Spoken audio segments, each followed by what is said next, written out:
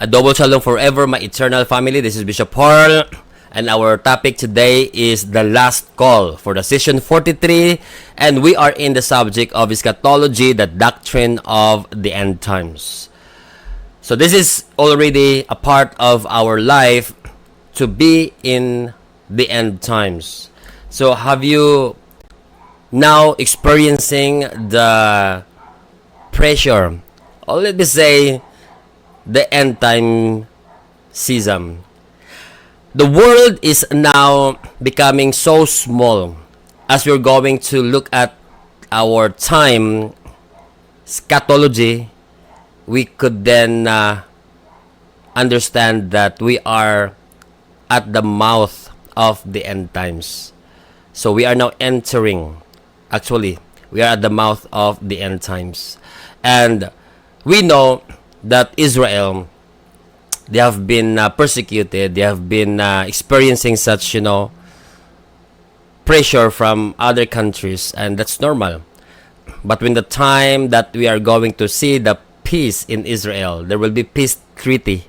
But remember that the Antichrist will then arise before those, wraths of God, before those plagues that this world would experience in the last days. So let us have the last call. Ano po ba yung last call? We are in this privilege of, taking the humanity to Jesus Christ, especially when we talk about the rapture. We have been teaching this one for 5 years counting. And I would like to ask everybody to be sensitive to the teaching of the last days. And let us teach this one to the members of the church, to the people that a part of the ministry, a part of your lives. That's why this is last call, because there are people that really, you are encountering daily, araw-araw mong kasama, but yet you haven't shared the message. Do we feel accountable of it? Pero minsan, or most of the time, we just are so passive. Diba? Parang passive lang tayo nga, sige lang Lord, gagamit po kayo ng mga tao, you will use other people to share to share the gospel to my best friend. Tama po? Sino po ba dito ang ganyan? Ha? Bato-bato sa langit ang matamaan, bukol. You have got people that surrounds you every day, even after this session. You could get out from the house and see, friends and families. Have you tried sharing the gospel? Have you told them that Jesus Christ is coming very, very soon? Students, my dear students, you have got the commission, you have got the mandate that we need to share to them the last call from the Lord.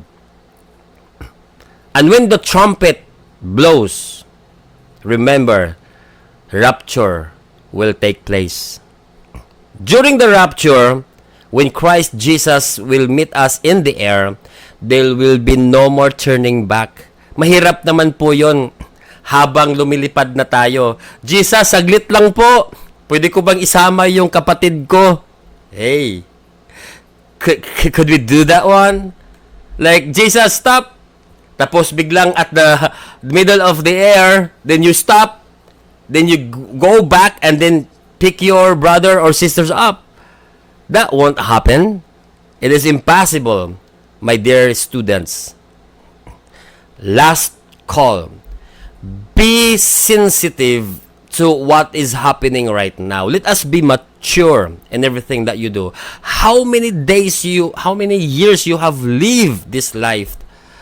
But then, the people that surround you, especially your friends, haven't heard from you this last call, this gospel, the end times.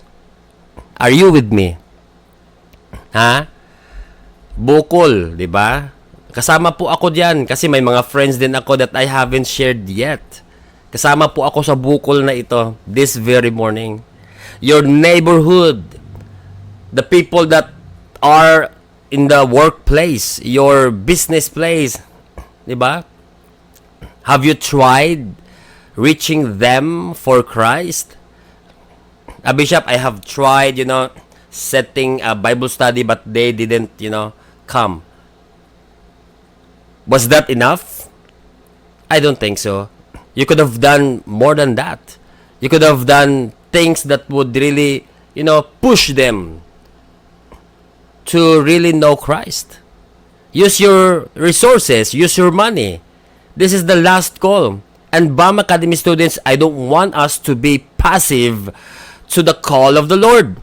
And I don't want you to stand before the Lord having those things in your mind, sana nagawa ko yung best ko. Di po ba? And yet, you cannot turn back time if Jesus Christ is already taking His place for the rapture.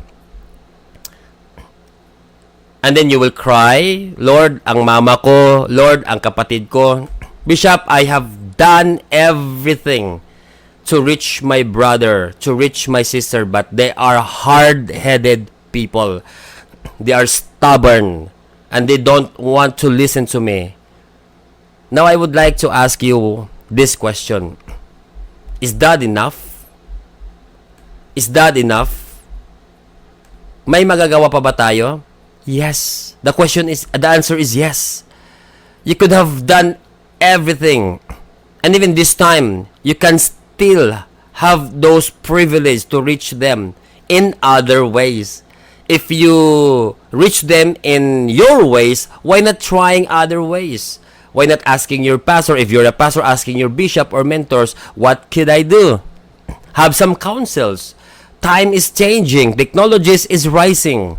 And we could reach them in any ways. You could update yourself and try some ways of reaching these people. We don't intend to, what do you call this way? We don't try or intend to just, entertain them so that they could come to Christ. No way. We will tell them the truth, even it hurts. Di po ba? I'm not trying to tell you to entertain them to go to your church. I'm not talking about the church, local church or the church building. That even they come to your church, if they don't, really embrace the gospel, it's nothing. It's nothing. Do not intend to bring people in the church. That's wrong. But bring them to the gospel. Bring them to Christ. That's why people having this hesitation, they are so hesitant to go with you because you are trying to invite them to the church, not to Christ. Hello? You are trying to change their religion. Do not do that. That's our problem. Because we are not changing the ways of the people, but we are trying to deliver and share to them the heavenly character, the heavenly culture. We need to share to them, and they will be the one to experience such transformation in their lives if they have Jesus Christ. So, in this last call, even when we speak about eschatology, the doctrine of the end times, remember always that we are not bringing people to just go to the church. And, di ba, ang pinaka-bias pa doon, to your church. Am I right? Or am I right? Di ba? Bukol naman tayo. Oh, bato-bato sa langit ang matamaan, bukol. Di ba? Stone from heaven, rocky from heaven, fall upon your head, mountain. Di ba? Hindi natin alam ano yung bukol sa English eh. That's a problem. Why those people, a part of your family, were so hesitant to go with you? because you are encouraging them and you are asking them to go to your church. Bring them to Christ. Share to them and show to them that you don't have the intent of multiplying and adding people in the church, in your church, but ask them that they really need, since in sincerity, whether they go to another, places or another, groups of churches or local churches, but be sincere to tell them, be faithful to your faith in Christ. Even those Catholics, di ba? Just, worship the Lord. Even for those Seventh-day Adventists, at first tell them, are you really faithful to know about Christ? That's the approach. Tell them honestly. Tell them sincerely that the urgency of times must be felt. Yung tinatawag nating babalik at malapit nang bumalik ang ating mahal na Panginoong Hesus. It has been shared and, given to us many generations already. And they were trying to tell you that, hey, Jesus Christ is coming very soon. And how soon is soon? Di ba? Gaano kalapit na po yung sinasabing Jesus Christ is coming very soon. And you just don't realize that we are in, right now, the mouth of the end times. And based on my study, eschatology, I'm pretty sure that we are now in the mouth of the end times. We are entering, and one of these days, Antichrist will arise. And remember, Antichrist is not like a devil that everybody will see him as the enemy of the state, enemy of, no, hindi po. He will come like, of course, the morning light, di ba? Parang savior po siya. Savior of the world. And he will bring peace. And his advocacy is peace.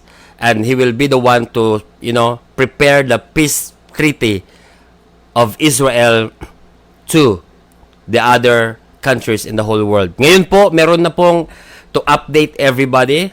Meron na po ngayong ginagawang peace talks. Am I right? Yung Israel peace talks. At alam naman po natin, we know who is the one that, the great nation, country na nag-organize ngayon and is trying to, be an initiator of this peace talk or peace treaty. That in the Arab countries, including Israel, will have peace in that region. And you know what the country is this? And sabi nila, Bishop, ito na po ba siya ang ating hinihintay na Antichrist so that we could know that how to prepare ourselves for the rapture? Well, I can say, I'm not God, but based on the eschatology, based on the prophecy, He is going to initiate the peace treaty of Israel with other nations. Pag ma-achieve na po yan, prepare. Anytime na po, rapture na. If you believe in the tribulation, rapture, then prepare yourself. If you are in, believing at the mid-tribulation na ang rapture ay mangyayari, na ma-experience pa ng mga Christian yung Antichrist, and then after 3.5 years of that, the Antichrist going to break the treaty, the peace treaty, and is going to be engaging war. So that's the time that is that will be the rapture, the mid-tribulation people. And I also believe in that principles, mga kapatid. And there are also people like us that are believing yung natawag na post-tribulation, na ang rapture daw ay nasa huli, di ba? And you believe that you are going to experience such terrible or things that you're going through the tribulation. So yung tawag nilang tribulation saints, di ba? Well, anyway, ako naman naniwala na merong mga tribulation saints, but I don't want to be there. Okay? If I could ask the Lord, please bring me to the first trip, 'di ba? Kung merong tatlong trip ang rapture ang Diyos, yung pre-tribulation, mid-tribulation at last or post-tribulation, I would rather tell everyone and shared and teach everybody the first trip, yung natawag nating pre-tribulation. Pre-trib, kumbaga, ang term natin. Why? Because I really don't want to experience the tribulation. Pero, if God allows us to experience those things, let us get ready. But don't worry. There is the Holy Spirit that will build you up.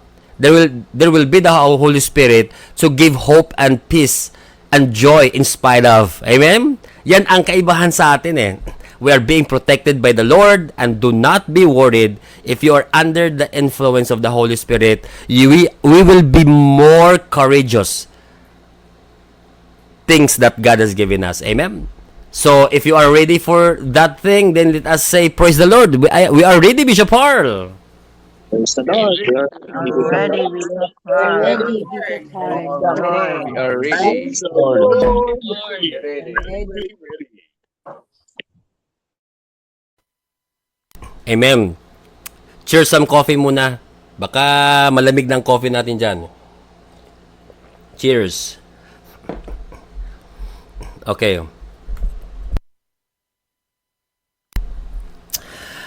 Natatakot po ba tayo?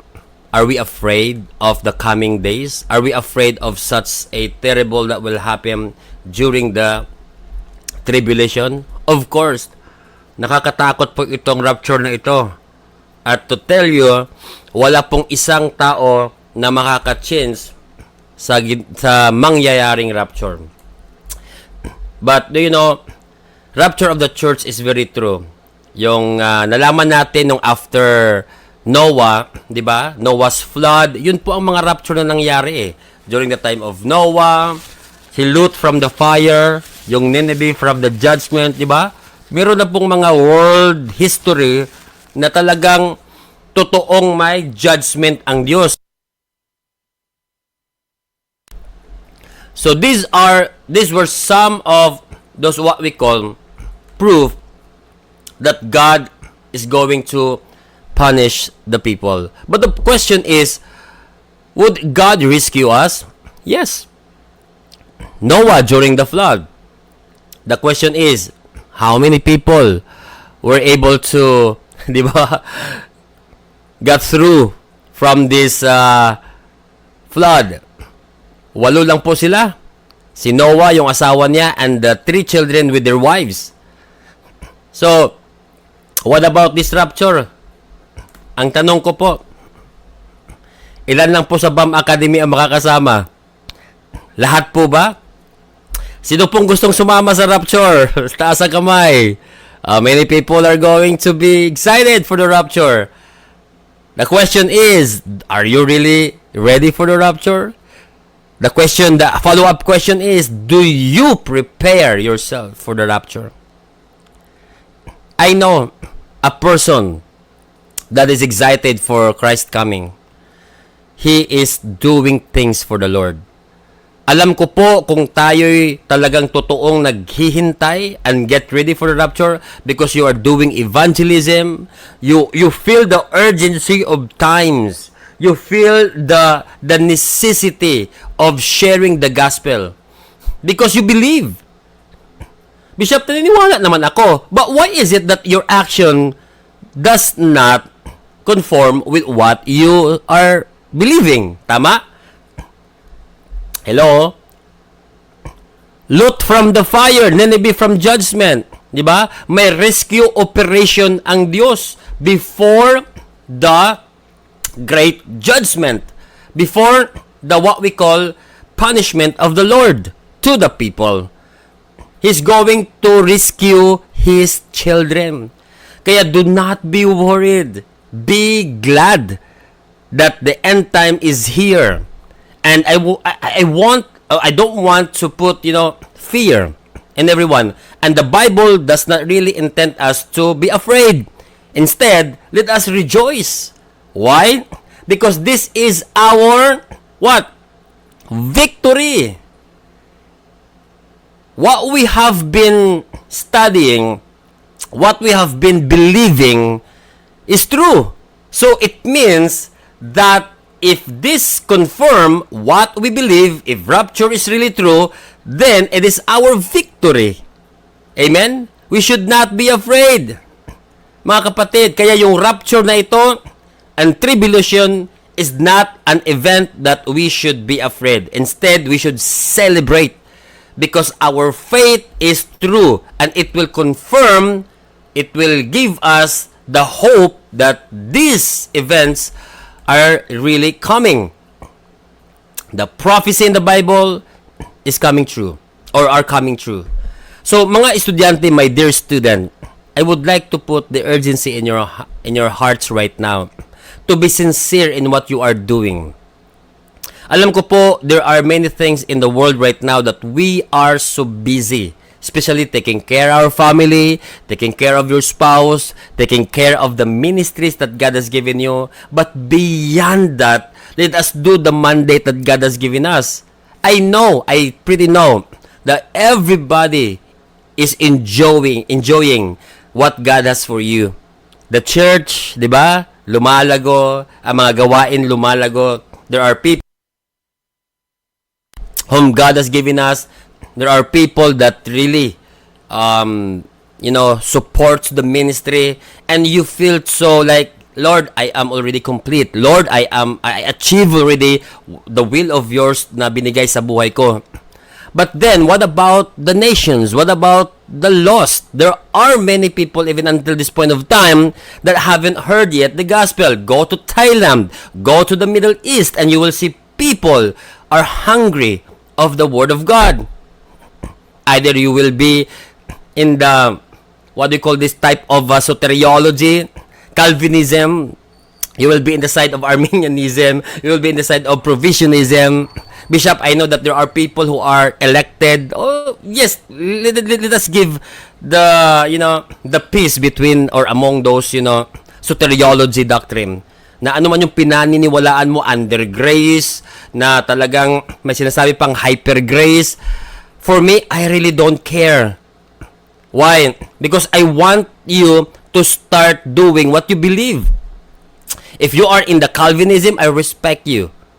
If you are in the provisionism or non-Calvinist, I also respect you. But the thing is, have we done the mission?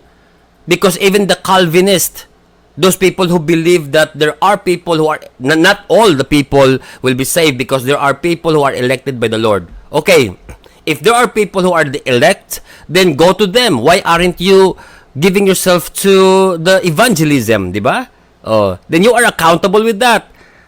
Because the Calvinists, to inform everybody, they believe that they're doing the crusades, they're doing the mission, because among those people whom they're going to conduct like crusades or street evangelism, there are people that along the way, crossing the road or even hearing the gospel, those are the people that are the elect. And if they hear the gospel, it's in them, it's in the system of their humanity to really confirm that salvation, and they are going to receive that. Why? Because they are the elect.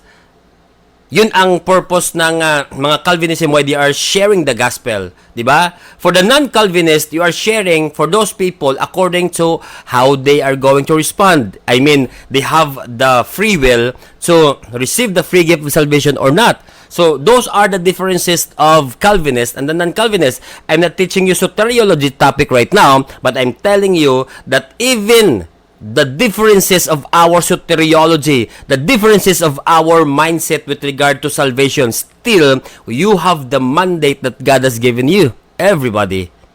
And that mandate is to share the gospel to all nations. Are you doing that? With due respect of your soteriology. Maraming nagsabi sa akin, Bishop, what can you say about hyper grace? Anong hyper grace? Hyper naman talaga ang grace. Totoo po yan. Anong hyper? Kahit nawala ng hyper, kahit grace na, hyper na talaga yan. Why? Because, how could you define hyper? Diba? Hyper is that you are not, what do you call this? You are not worth of anything, but still God accepted you. That's hyper. Di po ba? Grace is already hyper.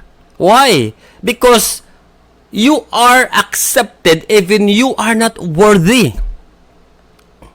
Yung mga ginagawa natin sa church, yung mga kabutihan mo, those self-righteousness that you have got, no, it would not save you. We cannot save ourselves. You don't have the capacity to save yourself. That's why God, His grace is sufficient for everybody. His grace is sufficient to save you. Christ Jesus died on the cross for us. And His blood covers everything. And not only just cover you, but cleansed everybody. He cleansed you. Unlike the time of Moses, unlike the time of David, that by the blood of the lamb or the blood of those, offerings will only cover the sins of Israel. We are not just covered by the sins of Israel, we are not just covered by the blood, but we are cleansed by the blood of Jesus Christ. That's why we have the perfect atonement. We have the perfect offering. Because the blood of Jesus did not only just cover you, but cleansed you. And we are not just being, covered by any blood, but we are also accepted as His body. Jesus Christ giving us such a hyper grace. Di po ba? Kaya, wag po nating isabi na, hyper grace sa amin, sa inyo hindi. Because everybody right now experiencing such a hyper in the grace. Diba? Yung more than enough. That's grace. That even you are not worthy, yet Christ accepted you. That's already grace. That's already a hyper. In other way around, but not the opposite, yung mercy ng Panginoon. Diba? Mercy and grace. Bakit may mercy? Kasi ito po ang another description of being the hyper, 'di ba? Yung pagka-hyper ng ginawa ng Diyos sa atin. Mercy, it means that God withdraw or withhold what you deserve. Okay. Ang grace is God accepted you in spite of the things that being deserved, 'di ba?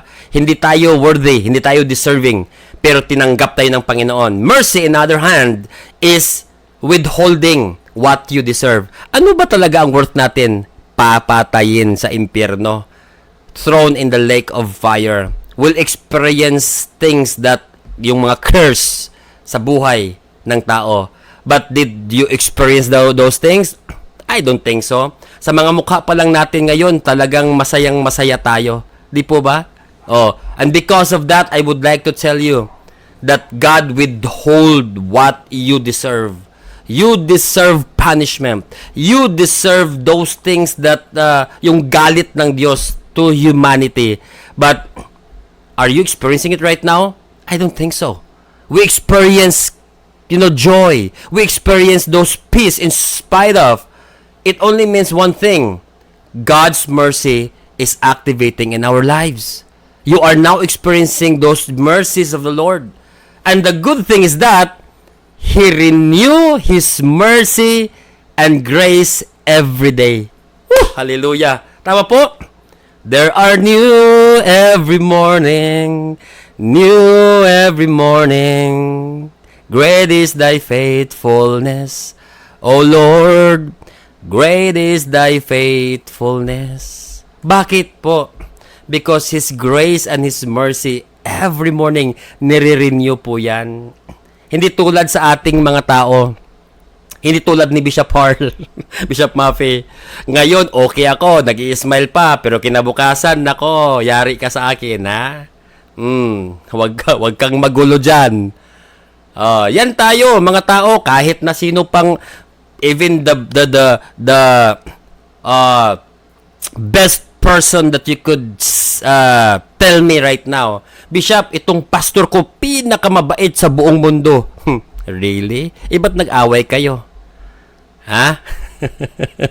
Bakit nag-away kayo? Sabi mo dati, the best person in the whole world. Best person ka dyan. Ganyan ang tao.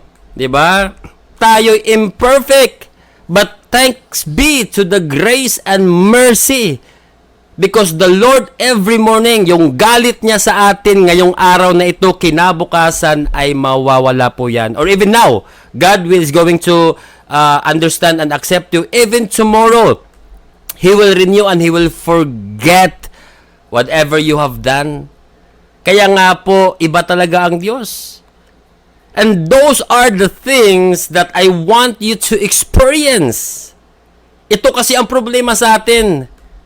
We are sharing things that we haven't experienced yet. Hello po, Doc Bern Wagoner, my friend.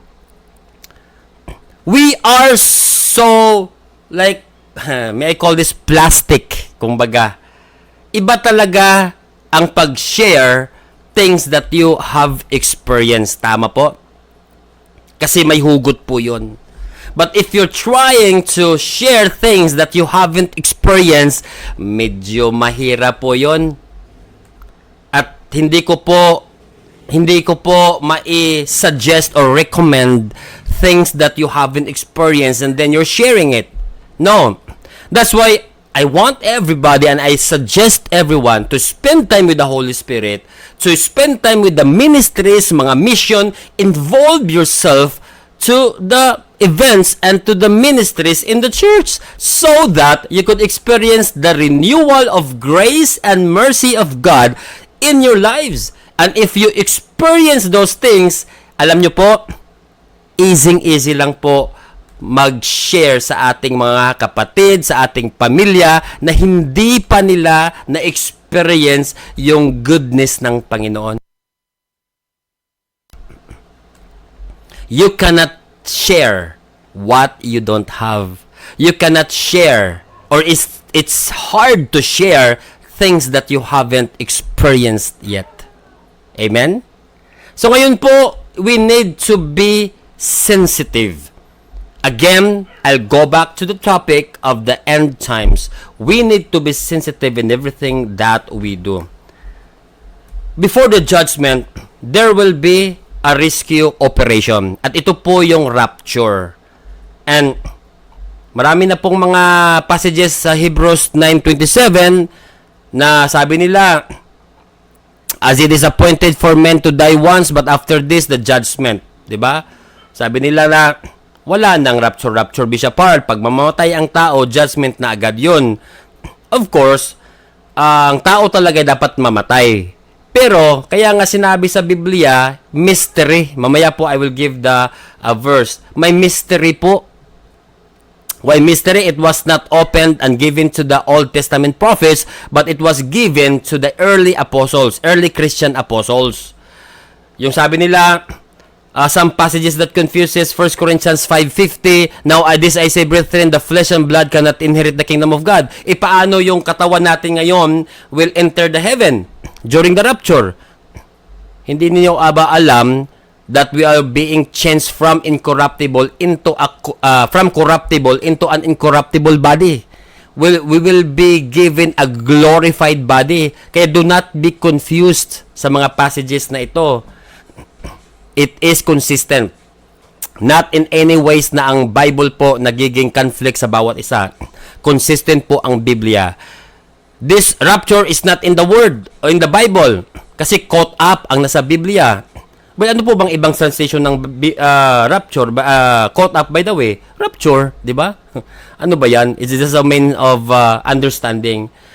Again, for the dead, you call it resurrection. For us, the living, it will be translation. Okay? Hindi yung the resurrection sa lahat ng tao. Ano ba yan? Hindi ka pa namatay, ha? Yung namatay na, ang tawag po sa kanila during the rapture is resurrection. Okay? So, meron na kayong dalawang term ngayon na natutunan. For the dead, it will be a resurrection to them. For the living sa atin, in the blink of our eyes, we are going to be translated. Kaya ang tawag sa atin, translated saints. Ang tawag sa mga namatay na before, resurrected saints. Bakit saints? Because Jesus Christ is with us. Jesus Christ gave us this righteousness and holiness. He saved you. That's why you are saints. You are doing things for the glory of God. That's sainthood na gawain. Okay? So, be careful of using this, words. Kasi, yan po ang tama. So, mga rapture, sa 1 Thessalonians chapter 4 verse 16, kayo na lang po ang magbasa dyan. Quote up po yan. The mystery, ito yung sinabi ko kanina. 1 Corinthians chapter 15 verse 53 to 51 to 53. But let me reveal to you a wonderful secret, sabi ni Paul. I will tell you a mystery in other version. We will not all die, but we will all be transformed. It will happen in a moment, in the blink of an eye, when the last trumpet is blown. For when the trumpet sounds, those who have died will be raised to live forever. That's the resurrected saints. And we who are living will also be transformed. 53, verse 53. For our dying bodies must be transformed into the bodies that will never die. Matransform pala tayo. Our mortal bodies must be transformed into immortal bodies. Ito pala yung mystery. Bakit mystery?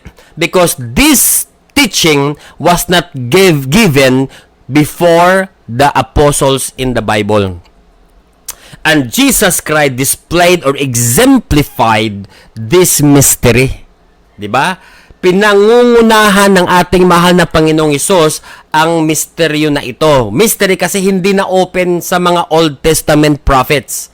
But it was only given to the Apostle Paul, this mystery. Kaya tayo ngayon is no longer a mystery, it is already a doctrine. Amen? Why doctrine? Because we must believe in it and we should teach these things to the people. That we all not be experiencing death. There will be time if Jesus Christ is going to come, many people who are living will be transformed into an immortal body. Bishop, parang napanood ko lang yan sa sine Nanonood ba kayo ng sine? Netflix lang ko lang yata nakikita yan, BishopHarl Then I will tell you, this is really true. In the Bible, this is the truth. And how many of us really could explain death? Sige nga. Anybody? Have you experienced death and then come back to life? No one could tell. But I would like to share those near-death experience. And they have this some kind of, ascension, this some kind of separation from the body. Sabi ng iba, Bishop, ano lang yun, guni-guni lang yun ng tao. Anyway, that's your principle. I will really respect you. But for me, I really believe the Bible. For me, Bible is my principle. But then, at the end of the day, you're going to find yourself lying on the bed and, catching your breath. And that's the time that you will ask me, Bishop, can I serve the Lord? Hey, it's too late. Kahit natawagin mo pa kami ni Bishop Joey, Bishop Muffy, Pastor Danny, saan na kayo? I'm sorry, busy kami sa mission. Sinabi ko na sa'yo the other month, magiging seryoso na tayo. Ngayon, you are catching your breath. You are trying to, where's my breath? Ito. Diba? Lumalayo na yung hangin sa'yo. I mean, you are almost dying. And would that be the time that you're going to ask God, Lord, can I make a deal with you? If you will give me another life, then I will serve you. Really? I don't think so. Diba?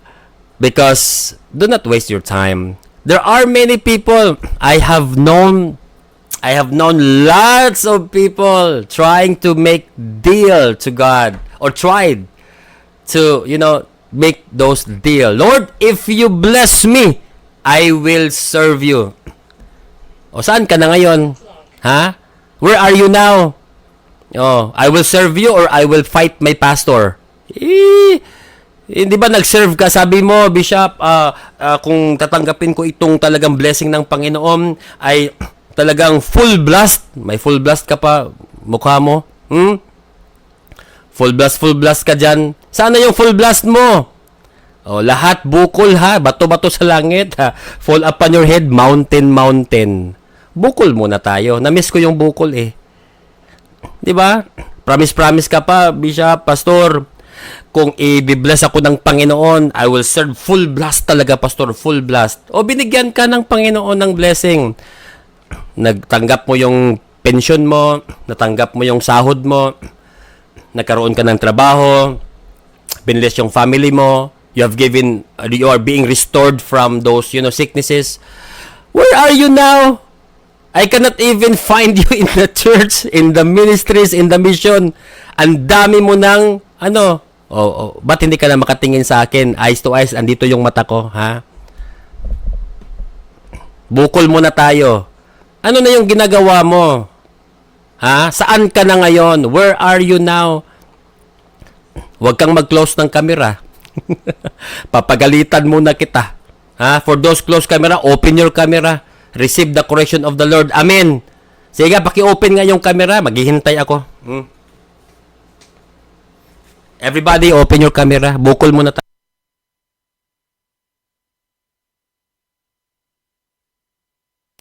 Diba sabi mo, you will serve the Lord. Diba sabi mo, I will give my tithes and my offering, Bishop, full blast.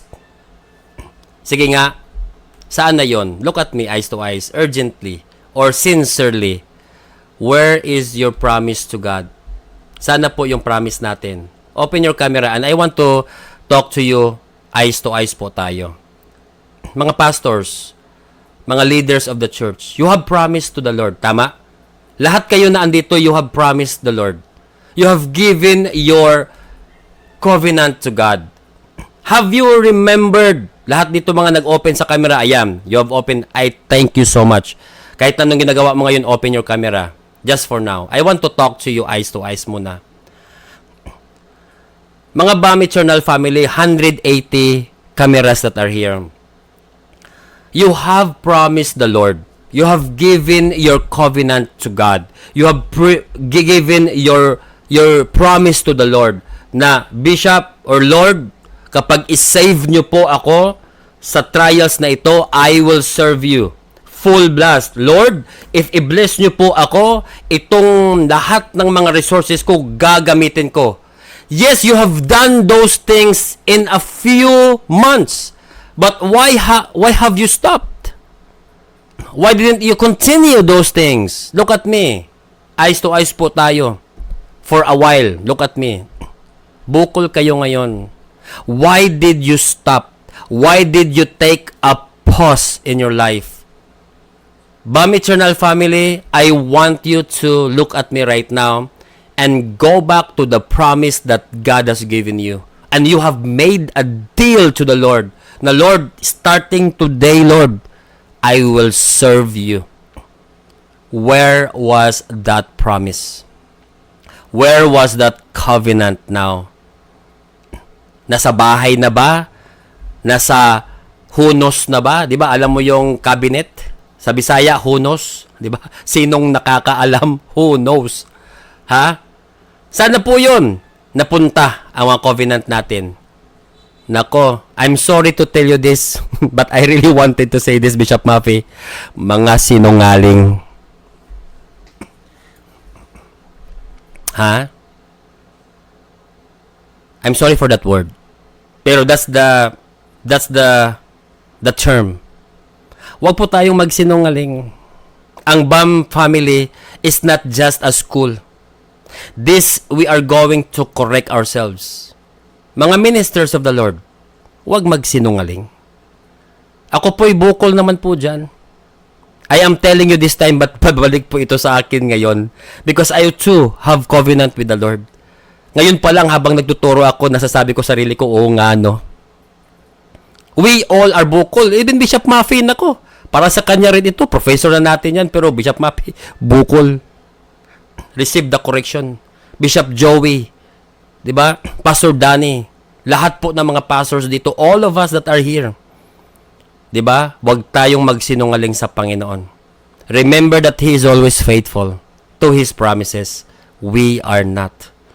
Good that God renews His mercy every day. Dahil kung hindi, nako, sana kaya tayo makikita ngayon. He renews His mercy. Sabi ng Panginoon, sinungaling ka pala, anak. Sabi mo, you will serve me. But why is it that you are trying to pause things? O sa lahat ng gustong mag off camera na kayo. Huwag lang babalik sa tulog, ha? Oo, may nakahiga pa dito. Hello po sa inyo dyan. Bukol muna tayo. Masakit po ba yung correction? Masakit, no? It's really painful. It hurts. But this is very important to everyone. Only in BAM Academy po, you will experience bukol. And only this, personal na teaching po natin. This is the time that we must not play around. We must not make any, jokes in our serving the Lord. Let us not be passive to the mandate of the Lord. Instead, we must be sensitive, we must be active, we must be accountable. Mga doctors na po kayo, mga master's degree, bachelor's degree. I want this day a day of change in our perspective and views. After these sessions, I want you really to feel the burden na, Lord, kung ano po yung pinangako ko before, I will do it again. Many times na po tayong nagbabalik sa mga teaching dito. You, BAM Academy, your mind is so filled with teachings after teachings. For many years, marami po dito, half of you have been studying with us 2 years, 3 years, 4 years, and even 5 years in a row. But again, you filled your minds with knowledge, but yet where's the enthusiast? Where's the mandate? Yes, you have fulfilled those things at first, but why did you stop? Bakit po kayo nag-stop? The more that we're going to give in to the mission that God has given us, kasi the time is running. And I want to tell everybody that even until this point of time, Jesus Christ is saving. Tama po? If Jesus Christ is saving, even until this point of time, we must see to it that Jesus Christ must be shared throughout the world because He is still saving. Unless He stopped saving people. But no, He has been saving since He was here on this planet Earth. And don't you know that there are many people right now just, hindi, parang easy lang sa kanila na hindi tutuparin yung pangako nila sa Panginoon. And that must not be us, mga BAM Academy student. Let us be different to these people.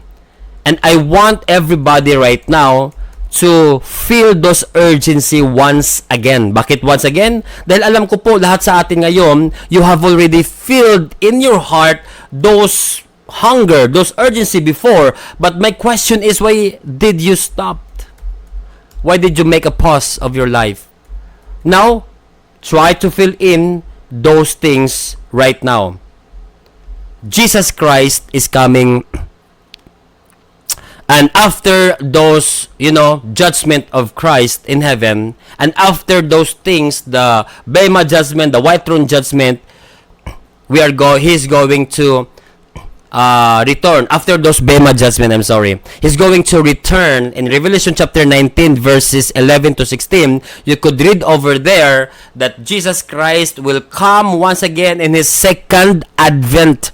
Yung rapture, hindi pa po yun second advent or second coming of Jesus Christ. Kukunin lang po tayo dahil yang nasa likod, tayo po yan, mga saints of Jesus Christ. That is His body. We, the church, kasama po ni Jesus Christ when He comes again and is going to reign in 1,000 years. Kaya tayo pong lahat kasama po niya in His kingdom because we are His body. We are His leaders. We are His priests. We are His kings in His kingdom. Kaya tayo po'y tawag sa Kanya, King of Kings dahil tayo po yung mga kings na yon. Lord of Lords because we are those lords and He is the Lord of Lords. Yan po ang application, the right context ng verse na yon. Sabi ng iba, Jesus Christ is the King of Kings. Ginamit pa yan, the King of Saudi Arabia, the King of this world, the King of Thailand, the King of England, lahat ng mga hari sa mundo, si Jesus Christ ang King. Talaga? Is that the application of the word King of Kings? Lord of Lords? Wrong. Kaya magpa-enroll kayo sa BAM University next year, ha? Ituturo natin yan dito.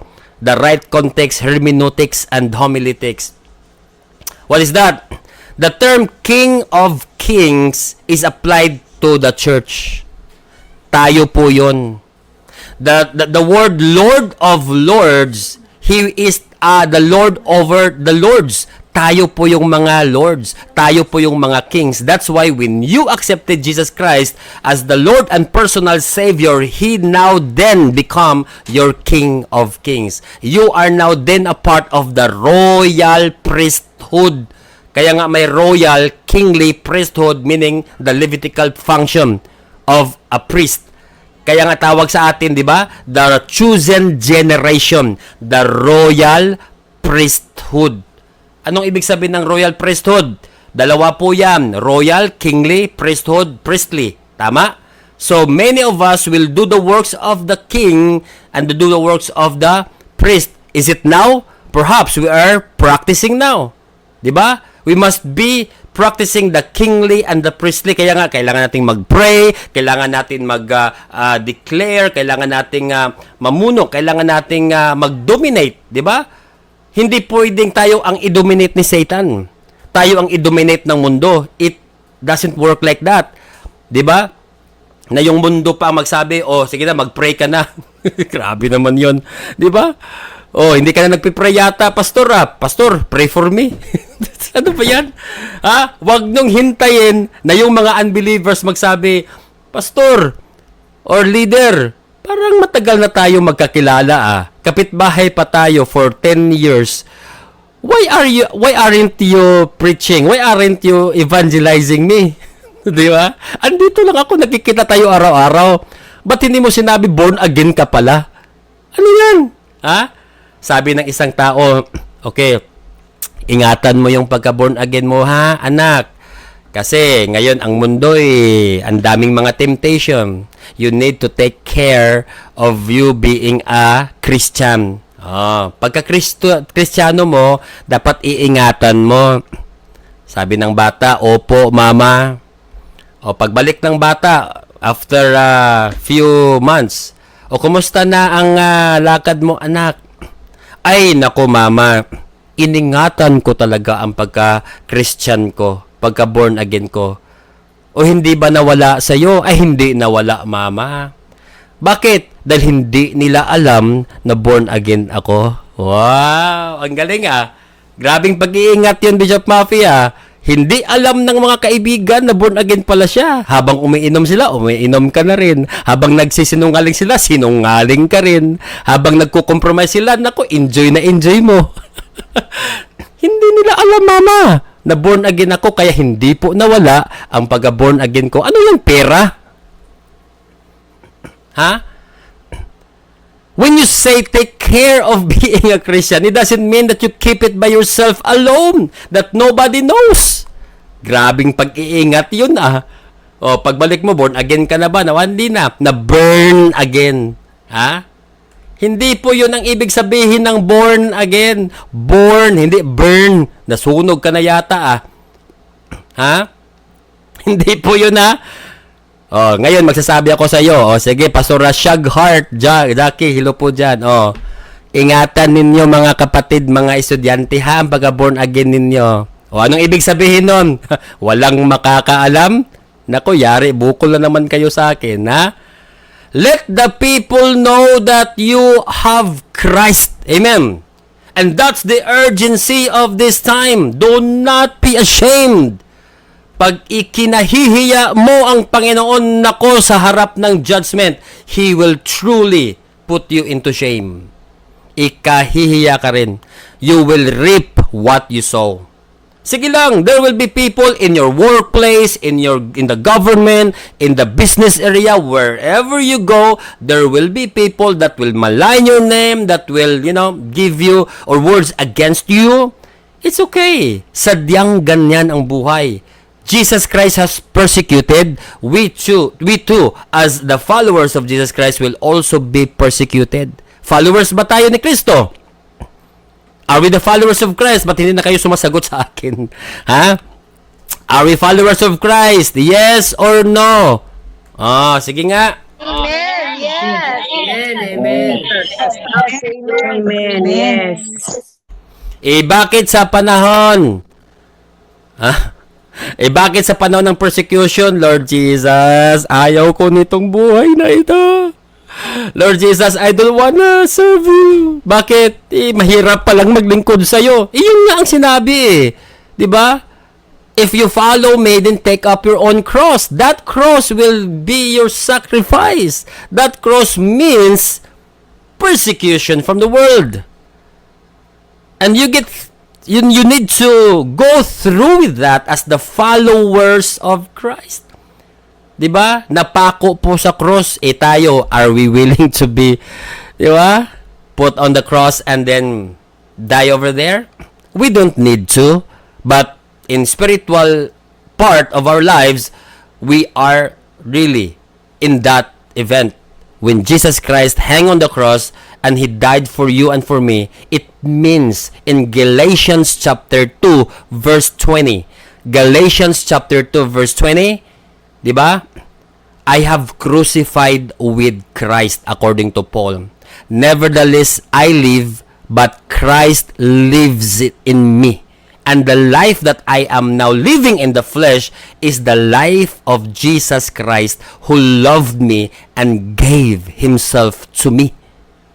I have crucified with Christ, sabi ni Paul, and that was being a bond servant of Christ. Ibig sabihin, yung bond servant, alipin. Si Paul does not only make himself as a servant, but a bond servant. It means that he is the what? Alipin. Ano po yung alipin? It's not only just serving the Lord, but ano po yung ibig sabihin ng alipin sa English? Sige nga.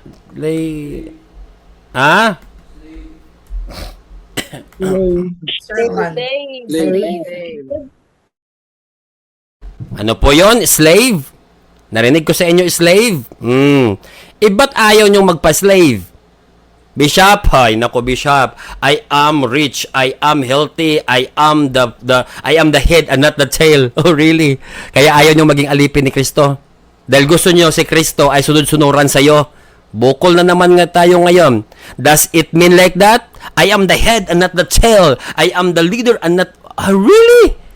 And then you say, Jesus Christ, parang Lazada, parang Shopee. Sinong sanay sa Shopee dito? Taas ang kamay. Ay nako, mga kunwari pa. Yung mahilig sa online, delivery, di ba? Shopee. Biglang may kumatok sa labas. Delivery! Updated na kasi tayo ngayon. Ginawa nyo rin yan sa Diyos. Lord, I want this, this week, Lord, kailangan ko ito, 200,000. Okay, Lord, dahil kung hindi, ano? Yan bang ibig sasabihin ninyong, I declare that I am the head and not the tail? Ikaw yung head, si Jesus yung tail? Don't be like that. Submit yourself everything to the Lord. And I tell you, you will feel the urgency being a submissive person for our sovereign Lord Jesus Christ. You need to be accountable in everything that you do. When He returns, mga kapatid, we are a part of the ministry. Jesus comes. Ito po yung mga verses, pakisulat na lang po. Zechariah chapter 14 verse 5, Revelation chapter 17 verse 14, Revelation chapter 19 verses 13 to 14. Yan po ang magiging scenario when He comes once again. Pakisulat na lang yung sa verse. And some of you could take a screenshot with this. However, there's a nothing Gog and Magog, different na po ito. Ayan. Sabi dito sa Revelation 28, okay? And I will come out to deceive the nations which are in the four corners of the earth, Gog and Magog, to gather them together in the war, and the number of them is like a sand of seashore. Itong last Gog and Magog, hindi ko na po ito i-detalye sa inyo, yung Gog and Magog. Dalawa po kasi yun yung during the Armageddon, and this one, Revelation 20 verse 8, may Gog and Magog din, but this is the gathering of the wicked people all over the world. Ito po yung pinaka-last na judgment ng Panginoon. After millennium po ito. Tayo wala na po dito. Tayo ay nasa langit na po nito. After Jesus Christ reigned in 1,000 years, we will be in heaven preparing ourselves to witness, not to be judged, but to witness the great white throne judgment, the judgment of the wicked. Kaya ito po isa sa mga pinaka-importante na meron pong judgment ang Diyos. Unang-una, yung after rapture, you will be judged in this what we call Bema judgment. Yan po ang first judgment. Sa atin po ito. According to Matthew chapter 16 verse 27, for the Son of Man is going to come in the glory of his Father with his angels. I will then repay every man according to his deeds. So ito pong mga works, sabi nila, Bishop, hyper grace na po tayo. We don't need to works. Okay, bahala ka sa buhay mo. Basta ako'y mag-work sa Panginoon. Why? Because my deeds right now are considered as good works. Sayang naman na kinonsider na ng Panginoon na good works ay hindi ka na gumagalaw para sa kabutihan na magagawa mo sa kapwa mo. And indeed, whatever you do to your neighbor, whatever you do to the people will be considered as good works. Pag wala pa pong Jesus yan, and it doesn't, on those deeds don't glorify Jesus Christ, those considered as the dead works. Kaya sa Hebrews chapter 6 verse 1 to 2, clear po dyan na ang mga basic fundamental doctrines, part of those is repentance from the dead works. Kailangan natin mag-repent from dead works. Hebrews po yan. And basic doctrine po yon of what? Salvation. But when we are saved and Jesus Christ is clothed in us, tayo po nag-cloth ng righteousness ni Jesus Christ for His glory, whatever you do, kahit saang secular pa kayo, kahit nasa opisina, nagninegosyo, you're doing business and everything that you do, as long as you do it for the glory of God, di ba? As to the Lord, kahit naglalabada kayo, di ba? Kakanta kayong la la la la la la la la la la la la, di ba? Habang kung nagkukuskus kayo dyan sa labada ninyo, Lord, I'm doing this for your glory. Lord, para sa mga anak ko ito, Lord, para sa asawa ko ito, Lord, di ba? You do it for the glory of the Lord at enjoy na enjoy mo yung paglalabada po dyan, di ba? You're doing as to the Lord. Everything you do is to the Lord, that would matter in the sight of God. Those are good works. How much more when you are serving the Lord in preaching and teaching the word of the Lord. Matthew chapter 16 verse 27 at the last part, sabi dito, you will then be repaid every man according to your deeds. Kaya tayo ngayon na nasa kay Kristo na, mas lalo pa nating paigtingin, mas lalo pa nating tawag ito, let us burn and let us strike this one, let us fan the flame of our labor to the Lord. Amen po ba? Mas lalo pa nating higitan, mas lalo pa nating dagdagan ang mga ginagawa natin para sa Panginoon. Shout Amen! Hallelujah! Amen. Amen. Amen. Amen. Amen. Hallelujah! Parang I feel preaching right now, not teaching, di ba? Ang sarap-sarap ng word ng Panginoon. Okay, mag-teaching muna tayo ha, wag muna nang mag-preach. Isama na natin yan. Okay, Revelation chapter 22 verse 12. Behold, I am coming very soon, bringing my recompense with me. Mga rewards.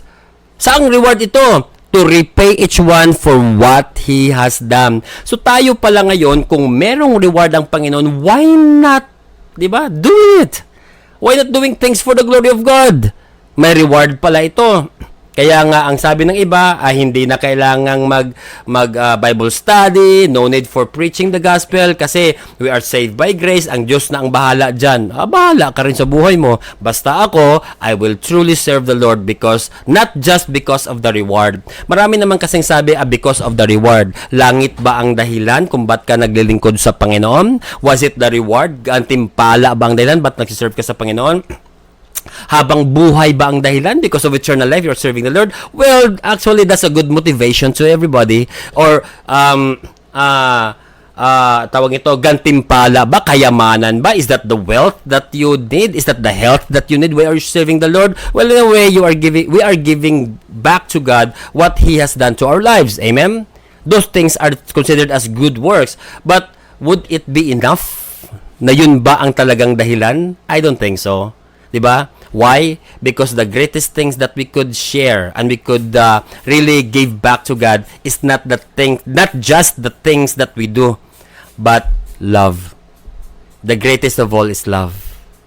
We need to respond the love that He has given us. He first loves you. And when He loves us, we need to respond to that love. Sabi ni Jesus Christ kay Pedro, Peter, do you really love me? Sabi ni Peter, oo, ay, Panginoong Hesus, alam mo yun. Di ba? 3 times po. 3 times that Jesus Christ asked Peter. And he proudly told Jesus Christ, ay, nako Jesus, kung alam mo lang. Ganun po ba yung mga promise natin sa Panginoon? Mga mukha ninyo, alam ko, kahit na nag-off camera kayo. Ha? Was that your promise to God? Like, if you save me from this tribulation, I will serve you with all my heart. All my heart ka dyan. Ha? Saan na yun ngayon? Instead, don't you know that God told us, love the Lord with all your heart, with all your soul, and with all your mind. Heart is very important. And loving the Lord. Sabi ni Peter, if you love me, feed my sheep. If you love me, take care my flock. 3 times po sinabi yun. He told us, the people, the disciples, na I was in prison but you did not, what? Visited me. I was hungry but you did not feed me. I was thirsty but you did not give me water. I am in pain but you did not be there for me to take care of me. Mga kapatid, when we are loving the Lord, we need to serve His people. This is my end or my closing part. I want everybody to consider yourself a servant. And not just a servant, but a slave. A slave does not anymore ask the Lord any recompense. But whatever you do to the Lord, you do it with the whole heart. BAM Academy students, let me remind you once again and again. How's your covenant to the Lord? How's your promises to God? He is so faithful to you. He has been doing things for your own sake. Have you given Him the deserving things for the Lord? He deserves our praises and our worship, not only just a lip service, but the things that we need to do. And in this end times, many people needs Christ. Many people need to be shared the gospel. I am so proud for those people who are preaching on the street, at the corner of the street. Well done.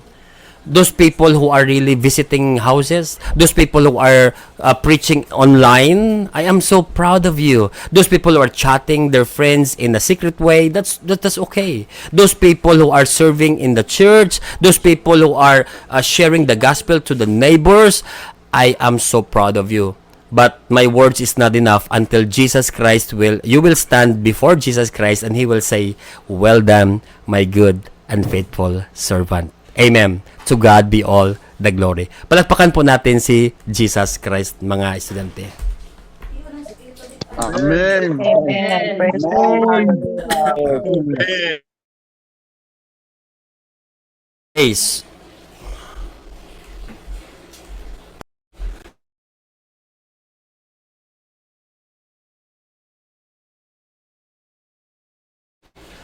Okay, so thank you so much, and I don't have enough time because I don't want to take this one so long. I will continue this one next week. Amen po ba? Let us continue our topic for the next week with regard to the end times, and papasok po tayo sa leadership. End times, and then papasok po tayo sa leadership. And I want everybody, because next Saturday will be the a session after before the end. 2 session na lang po tayo. I want everybody to invite somebody.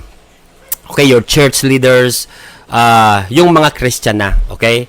I want everybody to invite your church leaders and even members of the church next Saturday, because I want to put an urgency. I want to, put a burden to their lives with regard to the end times. And this will be a day next week na ma-awaken natin, ma-revive natin po yung lahat. Mga kakilala po ninyo, let us make this Zoom occupied with people na kailangan natin. Just invite people, mga ministerials, mga churches, lahat po nakakilala natin.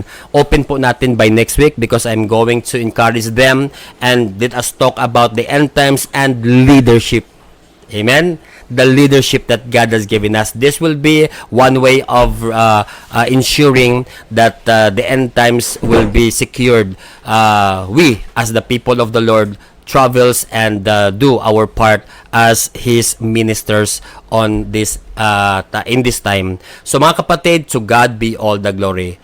And I am so happy that you are here. Amen? Okay, open your camera po and smile to everyone. Hallelujah. Praise the Lord. Amen. So before I'm going to do the closing, let me ask Pastor Kenneth Wagoner. Pastor Kenneth Wagoner will be one of our professor for BAM University. Nag-usap na po kami together with Doc Byrne, together with Bishop Maffey. We will have a meeting there, Apostle Roosevelt, in Calamba City. Mga soon to be professors po natin dito sa BAM Academy, soon to be BAM University, and many of you will be a part of our BAM University. Let's discuss it at the end of this session po this month of January. As of this time, thank you so much mga kapatid, and I am going to pray for you very soon for declared the blessings to you. As of this time, let's close this in prayer, and for the closing remarks with my very own friend Pastor Kenneth Wagoner. Come on, Pastor Kenneth. Thank you, Bishop Harl. I greatly appreciate your kind words. Sorry about the light, guys. It's just it's very bright in here, so there's not much I can do. But God knows all about it. There's no situation in your life. There's no problem in your life that cannot be solved by prayer. The Holy Spirit, spending time in God's Word, and just focusing your life in God. Amen. Let's go to the Lord in prayer this morning. I know that many of us need prayer, not only for our own lives, but for our families as well. Let's pray for those family members that are unsaved this morning. Let's go to the Lord in prayer. Heavenly Father, we just thank you, Lord. Lord, there are many people on my heart right now that I know, Father, that have fallen away from you. Your word says that there will be waning years in the end times. And people will go and they will listen to what they want to listen to what they think is correct. Father, we know that your word, your Bible, is the basic instructions before leaving earth. God, that's our manual to follow. So, Heavenly Father, I pray for every single person that has never known you, that has known you and has lost their way.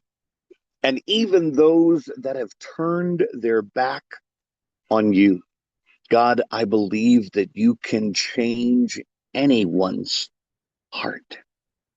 I believe that, Lord. So, Father, we come together before you right now, and we pray for those lost friends, for those lost family members. Father, we pray together, and your word says, if two or more are gathered in your name, that you will be in our presence. Father, we feel you this morning. We know that your presence is among us. Father, as we come together as your children, as ministers, pastors, bishops, music ministers. Father, no matter what position we are being a part of in your church, Father, I pray that you would increase in us, increase in our mind, in our heart, in our life, in our family, that connection with you, that closeness with you, that we would not only grow stronger as ministers, bishops, pastors, but God, we would one-on-one grow closer with you every day, every hour, every minute. That you would be what we are thinking about, what we are focusing on, what we are looking to, not the things of this world, but Father, you and you alone. We know the time, Lord, is getting short. There is no day nor hour that we know. But Father, we see the signs. Father, I pray that you open these pastors, these bishops, these ministers, open their eyes to the spirit realm, Father, that they would be able to see and comprehend and know that your time is getting closer and closer every day. Father, we love you and we thank you for all that you have blessed us with. Blessed us with our children, blessed us with our families, blessed us with a home or a car or a motorcycle, food on the table. Lord, even the smallest thing, the clothes that we're wearing, they belong to you. You gave us everything that we have. So, Father, I pray a special blessing on every single minister, on every single bishop, on every pastor, on every music minister, on every prophet, on every single person that's working in the ministry for you today. Father, that you would bless them in a mighty way. Father, pressed down, shaken together, running over, that this blessing, Father, so big and so clear that there would be no mistaking that this blessing came from you. There would be no thought, not even a need to think about where this blessing came from, Father, because we would know that only you could do something like this in our life. Father, I pray for healing. There are many pastors, there are many people, Father, around the world that need your touch. It's not my words, it's not my prayer, Father, it's your hand, your grace, your love for us. Father, we know that you are still in business today, this very day. There are people with eye problems. There are people with shoulder problems. There are people with stomach issues. Father, I pray right now that every single voice that is here today, that has faith to hear your words. Your word says, by his stripes we are healed. And we believe in your word this morning that we are healed in Jesus' mighty name. Father, in all these things, we give you the honor. We give you the glory. We give you the praise that you truly deserve, not only today, but every single day, that you give us another day to be with our family, our friends, and those that love you more than anything anyone else. Father, count me in. I want to be one of your children that puts you first, that loves you more than anything else. And by doing that, God, you will enable me to love everyone else, regardless if they're mean, regardless if they have done something to hurt me, Father. I want to be able to forgive. I want to be able to love them the way you.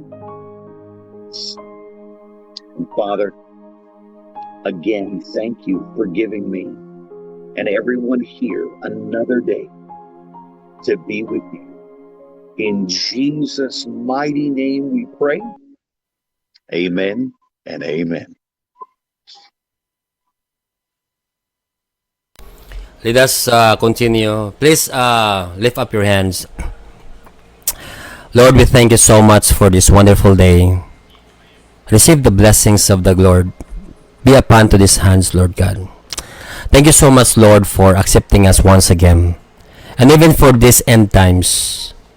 Thank you so much, Lord God, for your mercy and for your grace that is so powerful in every one of us today. Lord, we receive the anointing. We receive you once again in our lives, Lord God. We receive the power, the grace, and mercy that enables us, Lord God, to share the word. May you go and be prosperous of all the things that you have done. May the hands that you are investing right now be flourishing and will prosper whatever your hands will do for the glory of God. Lord, I pray for the finances that these people needs. Lord, I pray for the businesses, for the works, for the jobs that they are in right now. Protect them, Lord. We pray, Lord God, for our tent making as a ministers, Lord God. Lord, show to us your mercy, show to us your grace, that as we ponder all the things that you have given us and taught us, Lord God, it will flourish and will bring fruit to all our labors for you. Lord, may these people will be under your divine care and intervention. May the Lord God bless you and keep you. May his face shine upon you and be gracious to every one of you. May he lift his countenance and will give us a perfect peace, a double shalom forever in our lives. From now, in this platform of Zoom, until the ends of the world. In Jesus' name, receive it now and forever. In Jesus' name. Everybody shout, Amen! Amen. And praise the Lord. Once again, picture taking muna tayo kasi meron pong hindi naka-open ng camera. Open your camera right now and have a picture taking. Vel and Faith, let's go the picture taking. 1, 2, 3, and smile. May coffee pa po tayo dyan. Sige. 1, 2, 3, and smile. Ubos ng coffee ko dito, wala na. 1, 2, 3, and smile, Pastor Nancy. 1, 2, 3, smile. Pastor Lito, Pastor Emilito Osinaga, ilo po dyan. 1, 2, 3, and smile. Bulacan, Nanay Vicenta. 1, 2, 3, and smile. Open your camera, Nanay Vicenta. Smile to the camera, Nanay. See you on the graduation day. 1, 2, 3, and smile. Last slide. 1, 2, 3, and smile. Cheers for Jesus. Hallelujah. Once again, good morning, good afternoon, good evening, good midnight, good morning. A double shalom forever, my eternal family. Tayo po'y sisigaw. A double shalom forever. See you next Saturday. See you next Saturday. Journey's been long, but you've stayed the course. With faith as your compass, God as your source. You've studied his word, embraced the great call. Now you stand prepared. Hello, Sister Pati. God bless you. Apostle Zinaida, God bless you. I say shalom, shalom. It's not just a school. We are not just a school. Polito, God bless. Tag, Arnie Sanchez. Po dyan, Pagalang family. Pastor Dave, hello po dyan. Shalom to everyone. Shalom sa mga po sa ating lahat. Hallelujah.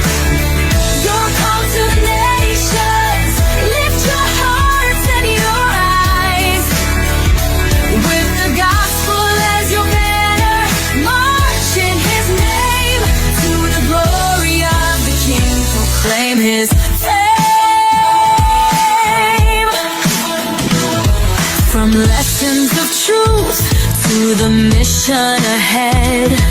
You've been trained to lead where His Spirit has led.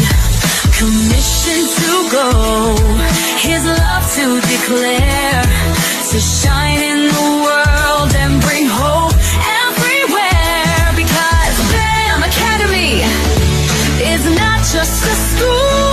We are not just a school, but we are family, an eternal family.